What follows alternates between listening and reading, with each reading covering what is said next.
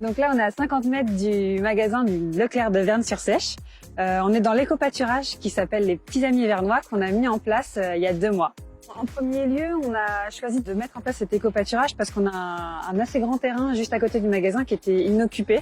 On faisait appel à un paysagiste pour tondre la pelouse et on s'est dit pourquoi pas mettre des animaux pour s'occuper du terrain de manière naturelle. Justement, on voulait appuyer un peu plus sur le côté environnemental en mettant en place cet éco-pâturage, voilà, donner une image un peu plus verte de la grandisterie, de notre magasin plus particulièrement évidemment, et aussi de créer du lien local. C'est un endroit de partage où on va faire venir des écoles, des associations, c'est un endroit qui sera en libre accès et on va installer des tables, on va mettre en place des panneaux pédagogiques pour les enfants. Voilà, on voulait vraiment créer un endroit de partage entre les Vernois, les salariés et tous ceux qui veulent venir. On a divers types d'animaux, donc on a 2 poneys, on a 3 petits moutons, des poules qui viennent d'arriver il n'y a pas longtemps.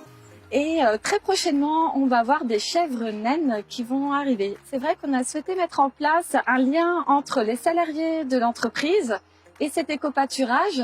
L'objectif, c'était de créer du bien-être au travail. C'est vrai qu'on a des métiers prenants qui peuvent être difficiles. C'était important pour nous que nos salariés puissent avoir des pauses dans leur temps de journée qui peuvent parfois être longues. Je pense notamment aux hôtesses de caisse qui peuvent passer plusieurs heures en caisse. Donc ça leur permet de sortir un petit peu de leur quotidien, de voir autre chose, de pourquoi pas les occuper aussi sur leur temps de coupure ou de pause, se retrouver un petit peu dehors, prendre l'air. Quand on parle de grande distribution, en général, on pense à gaspillage alimentaire. Forcément, on va pas le nier, on a des déchets, mais notre objectif, c'est vraiment de les limiter au maximum.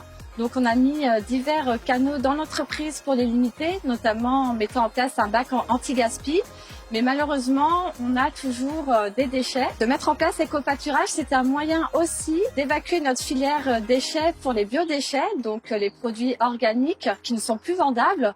Je pense notamment aux carottes qui sont un petit peu plus molles au bout de quelques heures ou de quelques journées, qui ne sont plus consommables pour leur aspect physique pour le consommateur, mais tout à fait consommables et comestibles pour nos animaux, qui sont ravis justement, eux, d'avoir ce type d'aliments et vraiment tout type d'aliments. Tout ce qu'on peut retrouver en rayon, eux peuvent en profiter. On peut avoir des fruits, des légumes, on peut avoir des coquilles, ce qu'on peut retrouver en fraîche découpe, donc des fruits et des légumes frais. Pour les poules, on peut avoir des épluchures aussi. Tous les collaborateurs de l'entreprise peuvent s'inscrire sur un planning qui est affiché dans les locaux sociaux de l'entreprise. Ils s'inscrivent à l'heure qui leur convient pour venir s'occuper des animaux quand ils le souhaitent.